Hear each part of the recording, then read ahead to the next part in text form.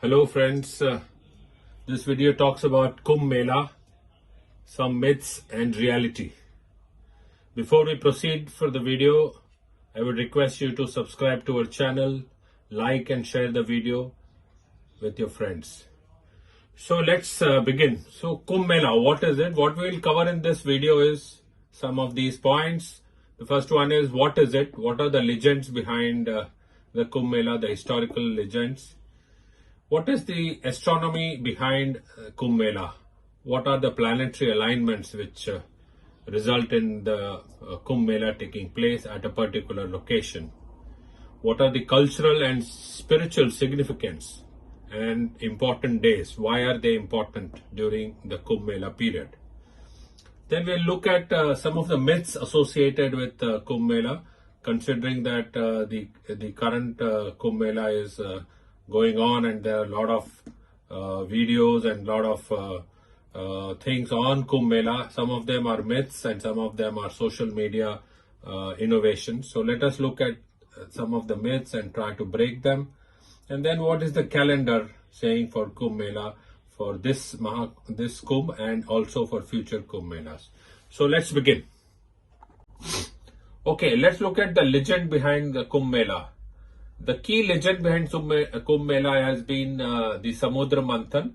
As we all know that there was a fierce battle between gods and the demons, the Devas and the Asuras, for a pot of Amrit or nectar. With the pot used, the nectar was contained liquid for immortality. And this emerged out of the churning of the ocean. That is why it is called a Samudra Manthan. And the pot was with the Devas, and they ran away from the Asuras. The Asuras followed them. There was a fierce battle to take control of the pot. And during this fierce battle, few drops from that pot, few drops of nectar, dropped at 4 locations on earth, and these locations are Haridwar, Prayagraj, Ujjain and Nasik. And all these 4 locations had rivers flowing along these cities, and the legend is that the drops of Amrit dropped in the river or in these cities, and that is how the birth of Kumbh Mela took place. And Kumbh, as we know, was the pot that contained nectar, and that nectar was the nectar of immortality, and it dropped at 4 places, giving these 4 cities some kind of mystical powers. And since time immemorial, we have been celebrating the festival of Kumbh Mela at these 4 places. Now, if you look at these 4 places, what do they have in common? So Haridwar, we have the river Ganga flowing. In Prayagraj, we have both Ganga and Yamuna flowing. It's a confluence of 2 rivers there. In Ujjain, we have Shipra, river Shipra, which is a part of Ganga as it flew eastwards. And so Shipra is also considered as part of Ganga, emerged from the river Ganga. And Nashik, we have Godavari river, which is also called as Gautami Ganga. So basically all the 4 places have rivers which emerged from river Ganga, Ma Ganga. So the common theme in this 4 places is that there was a river flowing, the nectar dropped into these rivers, and these rivers became really high on mystic powers. So if you see, the festival is really associated with river bathing.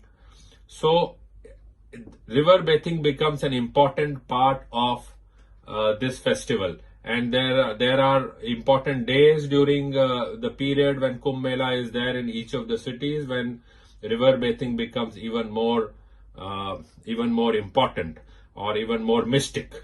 So this is the key legend behind Kumbh Mela. And the Kumbh, as the word suggests, has 2 meanings. One is the pot of nectar which Devas were carrying during Samudra Manthan. Kumbh is also the sign, one of the zodiac sign, which is the Aquarius sign.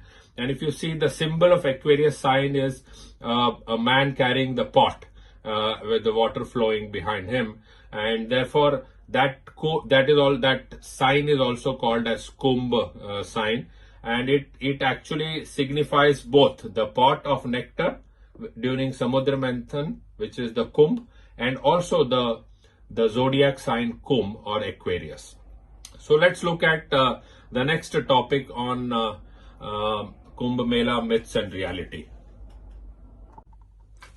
Okay, let's look at the astronomy behind the Kumbh Mela. So like everything in astrology and in Indian festivals, they are all related to what is happening up in the sky, and there is astronomy involved in all our festivals as well as in astrology. So let's look at what is the importance of astronomy in determining the Kumbh Mela dates or year. So there are certain planetary alignments when they happen up in the sky, then the Kumbh Mela at a particular city takes place.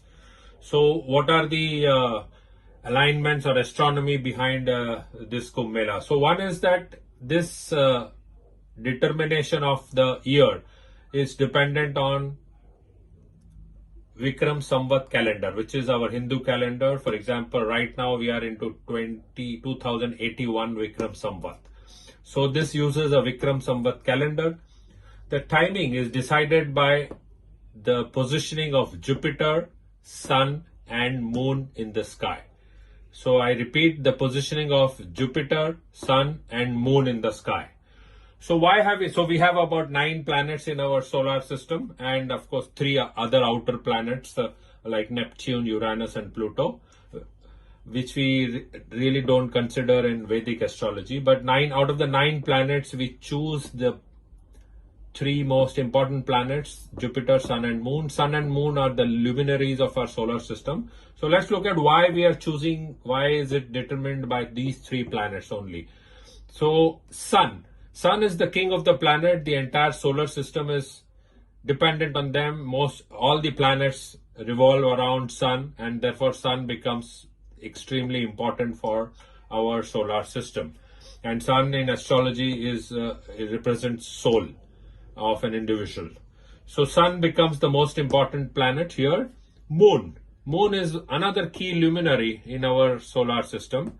Moon in astrology rules mind, and Moon, as we know, changes its form, and the cycle is 27 days, and this determines a lot of things on planet Earth, which is basically the tides are determined by the movement of Moon, and so many other things. Our calendar is based on the positioning of Moon and the movement of Moon. So Sun and Moon as luminaries become very important to determine the time of Kumbh Mela. The third planet is Jupiter. So why Jupiter and why not Saturn, or why not Mars, and why not Venus? Because Jupiter is the largest planet of our solar system. So let's look at the astronomy behind Jupiter. Jupiter is the largest planet. It is larger than even Saturn. Okay, so let's look at some numbers. So Jupiter's mass is 318 times the mass of Earth. So it's really, really huge planet.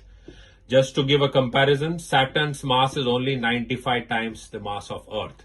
So even Jupiter versus Saturn, the mass is some 3 times of Saturn. So Jupiter is really, really bulky, heavy planet. In terms of size, diameter is 11 times the diameter of Earth. Whereas Saturn, if you compare, it's 9 times. So Saturn is still smaller in terms of diameter and size. Jupiter is the largest in terms of even size. Let's look at gravitational force. Now, gravitational force, for students of physics, will know that gravitational force is directly proportional to the mass of a body, mass of an object, and inversely proportional to the radii square, 1 upon r square. So this is physics behind gravitational force. Gravitational force of Jupiter is 2.5 times the gravitational force of Earth. So this is really huge. And just to give a comparison, Saturn's gravitational force is just 1 times equal to what we have on Earth. So in terms of mass, in terms of diameter, in terms of gravitational force, Jupiter is the largest planet in our solar system. Let's look at the magnetic field, which is very, very important. And I'll come to that, why magnetic field is important. Jupiter is supposed to have the strongest magnetic field. Its magnetic field is some 20,000 times the magnetic field of Earth. So as we know, as the planets revolve around the sun, every planet has its own magnetic field because of its atmosphere, mass, diameter, and gravitational force. And they have like a ring of magnetic field around their orbits. So Jupiter, being the largest planet and the strongest gravitational force, has the strongest magnetic field, somewhere around 20,000 times the magnetic field of Earth. Now this becomes extremely important because this magnetic field casts its effect on living beings on Earth. So the impact among all the planets of the magnetic field of Jupiter is highest on Earth. So on living beings on Earth, this magnetic field has some impact, and therefore, if you see, Jupiter is known as a Jiva Karka in astrology, is the giver of life, life giver. Why? Because of these astronomical reasons. It's the planet of expansion. Wherever it is in your chart, it expands the areas or significations of that house. Why? Because of these astronomical reasons. Jupiter is the Karka of children, Karka of wife, Karka of finance, and Karka of many other things in life. And therefore, in astrology, the importance of Jupiter cannot be understated. Jupiter is the most important planet in astrology. When you're looking at a chart, you look at Jupiter. A strong Jupiter will take your life upwards, whereas a weak Jupiter could spell problems for you. And why our saints made Jupiter the most important planet in astrology is because of these astronomical reasons. And one of the most important reason is this magnetic field. So everything is physics and astronomy when we are talking of astrology. So because of this magnetic field, the impact it has on the minds of people living on planet Earth is huge, is maximum, much more than what Saturn has on the living beings, because the magnetic field of Saturn is not as strong. And just to talk about magnetic field, Venus and Mars probably do not have any magnetic field, so to say. So their impact is not so much. But Jupiter, because of all these qualities, astronomical qualities, has the biggest impact on planet Earth. And therefore, now coming back to this, so timing is decided by Jupiter, Sun and Moon's position in a particular zodiac sign or in a particular constellation. And that is the reason why Jupiter is chosen earlier, long time back, many years ago, for the planetary alignments using astronomy to determine the Kumbh Mela years. So let's look at what and how the positioning of these three planets determine the places where Kumbh Mela is going to happen. Okay, let's look at the planetary alignments which determine the Kumbh in various cities. So first is Haridwar. So here I have mentioned city, the position of Jupiter, position of Sun, position of Moon, the Hindu month, and what are the important dates. So this is how the table is. Let's look at Haridwar.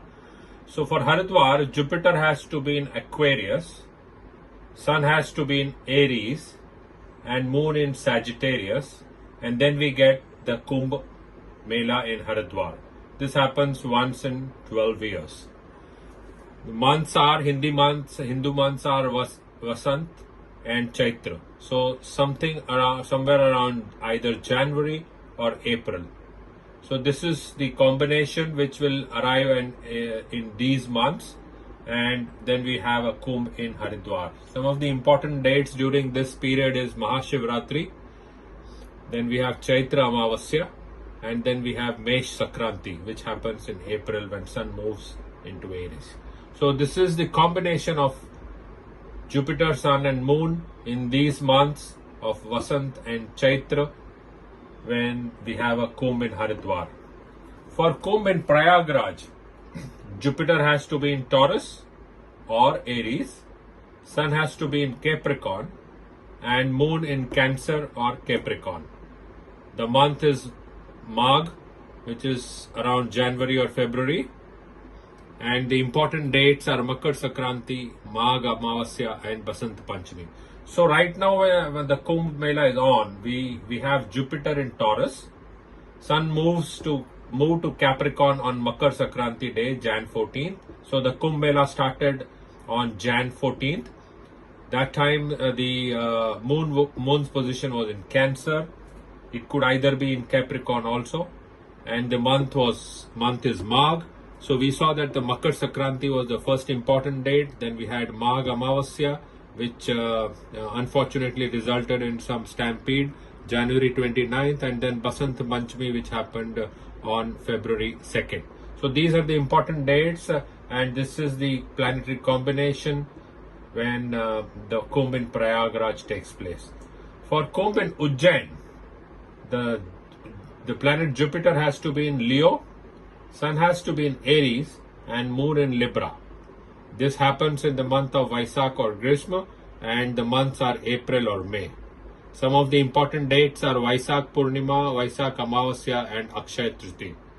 So here if you notice, Jupiter has to be in Leo and Sun in Aries. That's the most important combination here. Similarly, for Nashik Kumbh to happen, the planet Jupiter has to be again in Leo, Sun also in Leo and Moon also in Leo. And this happens in Bhadrapad month, which is around September. And some of the important dates are Simha Sakranti when Sun moves to Leo, Bhadrapad Amavasya, Bhadrapad Purnima. So this is the broad planetary alignments which is required for the Kumbh to take place in each of these cities. Now, one of the important things to note here is that here it is Jupiter in Leo, here it is Jupiter in Leo. So these two places, the Kumbh is also known as Sinhastha. Actually, the primary name of this Kumbh is Sinhastha. So Sinhastha because Jupiter is in Sinha Rashi, which is Leo, and similarly here also Jupiter is in Sinha Rashi, and here Sun and Moon are also in Sinha Rashi. So both these Kumbh Melas in Ujjain and Nashik are also known, or actually primarily known as Sinhastha. Now if you look at the table, so when we talked about the planetary alignments and we talked about Kumbh Mela, so Kumbh is the Aquarius Rashi. If you remember, Aquarius is called as Kumbh in Sanskrit or Hindi. In all these combinations, it's only in Haridwar that Jupiter is in Aquarius.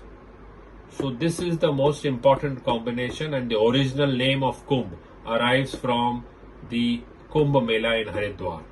The rest of the planetary alignments do not talk about the sign Aquarius. The sign Aquarius is not involved in any of the other three Kumbh Melas. And as I mentioned, these two Kumbh Melas are actually called as Sinhastha because Jupiter is in Leo. So this is very important to remember when we are talking about, when we try to burst some of the myths around Kumbh Mela, that the Aquarius sign is important only for Haridwar Kumbh. Okay, let's look at now some myths and realities with about the Kumbh Mela that are prevalent right now, and let's try to clarify some of them and understand what are these. Before we look at the myths surrounding Kumbh Mela, let's look at the cultural and spiritual significance, because at the end of the day, Kumbh Mela is nothing but a cultural and spiritual gathering, festival of the Hindu religion. Now, if you look at it, thousands of years back, our sages identified these four cities as apt for spiritual growth. So these four cities were the best positioned to for human beings' spiritual growth in that sense. The second point about spiritual significance is that bathing in rivers is central to this festival. If you look at like what we discussed, all the four cities are on the banks of a river, and the river which is most important to all these four cities is River Ganga, which is the primary river which is revered in India. So bathing in rivers is central to this theme. One of the reasons for bathing in rivers is being central to this theme or this festival is that because in earlier times rivers were life givers. They were the most important part of our agricultural economy, and therefore people used to pray to the rivers as coming out from coming out as for example, Ma Ganga is revered in most of the places in India as one of the female goddess, right? So rivers have been revered in India since times immemorial, and bathing in rivers is central to this festival. This is arguably, or unarguably rather, the world's largest spiritual gathering. For example, in this Mahakumbh, which is happening in, or Kumbh, which is happening in Prayagraj, roughly about 400 million plus people will actually be taking a dip in the river. So this is like there is no equivalent of this kind of a gathering anywhere across the world. The last time such a large gathering happened in India only in Kumbh was in again in Prayagraj, when the numbers were about 120 to 140 million. So in last 12 years we have seen a significant jump, over 3 times of what happened in the earlier last Prayagraj Kumbh, and that has to do something about more information available to people. Social media also helps in influencing people's mind, and of course many of the people visit because there has been so much of media hype on the Kumbh Mela. So for whatever reason, but this is obviously the world's largest spiritual gathering, and when you have so many people gather at one place over let's say 60 days, the level of energy in that place is humongous, right? It is so huge, and everybody is full of hope and full of spiritual. So this is something which is very, very important in a gathering like this. So this energy levels, whoever visits these places during these times can absorb the energy levels which is prevalent around the area because of this large gathering number of people taking a dip. Now the other important thing is that, as I mentioned, sages identified these places for spiritual growth. The spiritual growth has multiplier impact around these times due to the celestial alignment. So as they say that you can actually, whatever you do during this period has an effect of, let's say, 10 times or 100 times than what you would do in normal times, because of the perfect celestial alignment that we discussed earlier. So it is like catching a faster train to spiritual growth than what you would have done otherwise. So that is another reason why this becomes important for someone to take the path of spiritual growth and use this period for getting involved on the spiritual journey. This festival has been celebrated for over 2000 years ago. So it started, there is no mention about when it started, but the history talks about at least 2000 years of celebration of this festival, and this has evolved over these number of years as the festival that we see today. And another thing is the important days, or Shahi Snan days as they call it as. They are significant days again from celestial alignment perspective, and they hold so much of spiritual significance, because on these days if you take a dip in the river or if you visit the place, then again your spiritual growth is multiplied by further maybe 10 times, 20 times, 50 times, than what it would be in normal days, which are not so important days in the Kumbh Mela. Just to give you an example, for example, Mauni Amavasya, which was on January 29. Now, Mauni Amavasya, and on a Magh month, in a Magh month, that time moon's gravitational force is maximum on the earth's waters. So there is a belief that since the moon's gravitational force is maximum on that day on the waters, it can actually pull the negative energies from people, and that is why it is very important to take a dip on that day. So that's the importance of Mauni Amavasya. Another example one can take is the recently which happened, which is Basant Panchami. So taking a dip on Basant Panchami, why is it significant? Is because it's a beginning. It signifies new beginnings, beginning of spring. It is it forces people to look forward, to look ahead with optimism, with life, and with vitality. And therefore, taking a dip in a Kumbh Mela on a Basant Panchami has its own significance. So these are some of the cultural and spiritual significance related to Kumbh Mela, and no doubt that some of these are difficult to prove, but the most important thing to remember is that in a spiritual gathering with so many people, the energy levels are so high. It is the air is filled with positivity, vitality, life, and that itself, if you absorb, will take you upwards on your spiritual journey. And the celestial alignments are all there to help you in the spiritual journey. So let's look at some of the myths now surrounding the Kumbh Mela. Okay, I'm going to talk about now some myths and reality surrounding the Kumbh Mela. So if you look at some of our historical scriptures, the myth which a lot of people believe is that Kumbh Mela should be done is to be celebrated at the four cities of Haridwar, Prayagraj, Ujjain, and Nashik. However, the reality is there is no mention in Vedas or any of our Puranas about celebrating the festival in these four cities.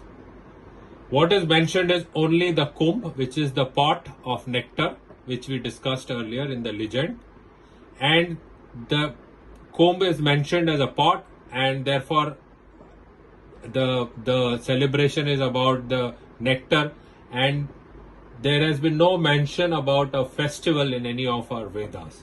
So this Kumbh Mela festival, as we currently know this gathering, has not been mentioned in any of our Vedas or Puranas. So this is the reality. The myth is that Kumbh is to be celebrated at four cities as a festival. The reality is that there is no mention about any of the festival in any of the Vedas.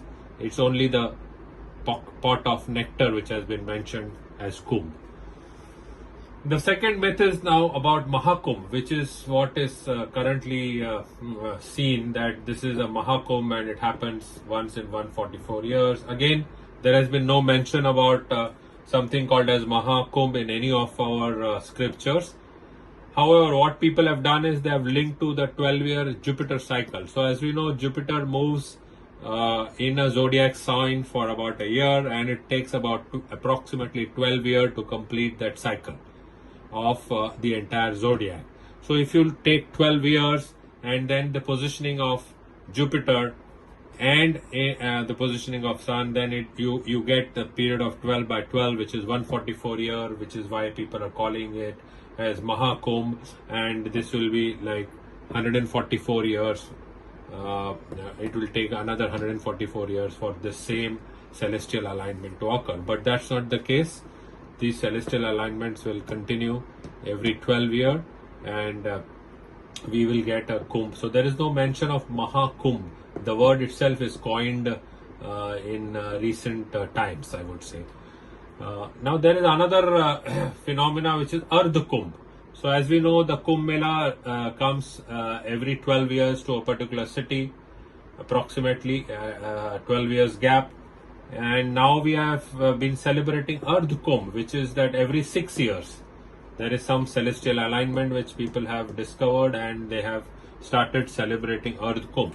Again, there has been no mention about Ardh Kumbh whatsoever in any of the Vedas or Puranas.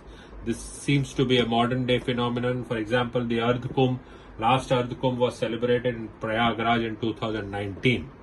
The main Kumbh was in 2013, and now the main Kumbh is in 2025, but Prayagraj did celebrate 2019 as the Ardh Kumbh. However, there is no specific mention of Ardh Kumbh in any of the Puranas, and the celestial alignments have also not been mentioned in any historical texts, and this seems to be the modern day phenomenon. The other myth is about Ujjain and Nasik, also part of the Kumbh festival. But as I mentioned, that they are not Kumbh, but they are called as Sihast. Why they are called as Sihast? We understood that because of the sign Leo involved. Jupiter, when it enters Leo, then we have Kumbh in Ujjain, or not the Kumbh, Sihast in Ujjain and Nasik. So they are more known by the name Sihast than Kumbh. They are not Kumbh actually, because there is nothing involving any Kumbh here in terms of the zodiac sign. The other thing is that, again, as I mentioned, coming back to that, all 4 cities have a Kumbh Mela to be celebrated. This is the myth. But if, as we saw, only Haridwar is associated with Aquarius. Jupiter enters Aquarius, then we have the Kumbh at Haridwar. And Kumbh, as we know, is Aquarius, the name of Aquarius in Hindi and Sanskrit. So therefore, the other 3 cities we have seen, Ujjain and Nasik, are known as Sihast.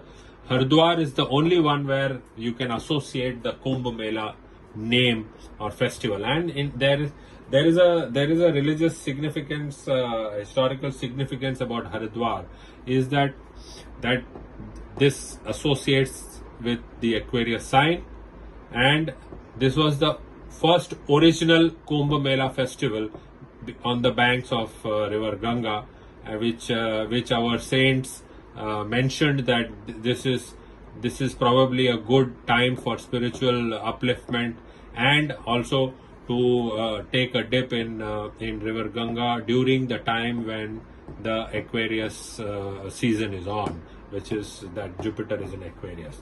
So these are some of the myths.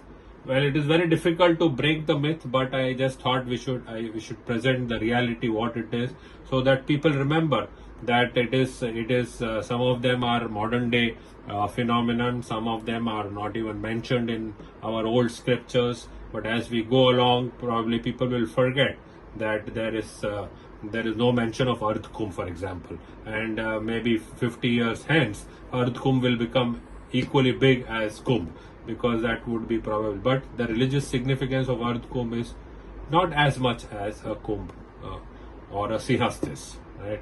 So the idea of putting this myths and reality is that because there is so much of misinformation nowadays with WhatsApp University and social media, and people giving so many stories about the festival without verifying the facts. So that brings me to the most important part, which I wanted to suggest to my viewers, is that so this Mahakumbh is not something which is this Kumbh is not Mahakumbh. First of all, it is just people have linked it to the 12-year Jupiter cycle, and this 144 years is something which is the calculation part of the 12-year Jupiter cycle. There will be a lot of Kumbhs which will come in our lives with the celestial alignment. One thing very important is that the dip in Prayagraj in the month of Magh is considered to be very sacred, and whether it is Kumbh or no Kumbh, but any Magh month, if you go to Prayagraj and take a dip during Mauni Amavas, every year Mauni Amavasya comes, every year Basant Panchami comes, every year Makar Sankranti comes. During those days, if you take a dip in Prayagraj, which is at the Sangam of Ganga and Yamuna, then it is considered to be very, very sacred. So it need not be that it has to be a festival of those planetary alignments that you need to go to Prayagraj to take a dip. So my advice to people is that people who are old, people who are young and have young children, or people who are unable to walk for a long period of time, or unable to be part of a huge crowd or gathering, they should avoid going to Kumbh. Just because people have marketed it as Mahakumbh, one should not try and go there, even if it is not possible for you physically. So if you are physically fit and are in a position to take that stress of going into a huge crowd, then it is okay. But if there is some problem physically with you in terms of either your health does not permit, or you have young children who cannot reach those places, or for whom it will be difficult to be part of that big crowd, then I would suggest that you should avoid going to the Kumbh Mela at Prayagraj. But otherwise, for everyone else, it's a good time to take a holy dip and get yourself in your spiritual journey ahead. So I will also talk about the now in my last slide I will talk about the calendar of Kumbh Mela. Let's look at that. Okay, let's look at the calendar. So I have taken the dates, years from the year 2000. So the first Kumbh of this decade was in 2001 in Prayagraj, and then we had the next Kumbh in 2003 in Nasik. So this is Haridwar, Prayagraj, Nasik and Ujjain. Next Kumbh was in Nasik, and then we had followed it up with another Kumbh in 2004 in Ujjain. Then we had a Kumbh in Haridwar in 2010. So there was a big 6-year gap between the two Kumbhs. And then we had another one in Prayagraj in 2013, in 2015 in Nasik, in 2016 in Ujjain, in 2021 in Haridwar, in 2025, right now we are currently going through this in Prayagraj, and next one will be in Nasik in 2027, followed it up with Ujjain in 2028. So this is what the Kumbh calendar looks like. I have not included the Ardh Kumbh here, because Ardh Kumbh is, you can just divide the number of years here by 6, and then Ardh Kumbh in 2019 was in Prayagraj. Similarly, Ardh Kumbh in 2015 was in Haridwar, and so on. So another Ardh Kumbh will be in 2031 in Prayagraj and 2027 in Haridwar. So that's how the Ardh Kumbh will take place, and this is what the calendar of the Kumbh festival looks like. So friends, as we know, faith begins where logic ends. So many of the things that I have discussed is trying to give some logic and some astronomical science behind these festivals. But whenever there is a issue of faith being involved, the logic has no meaning, and faith begins where logic ends. And faith, as we all know, can move mountains. So friends, thank you very much for watching this video. I hope that you enjoyed it and found it informative. Thank you so much.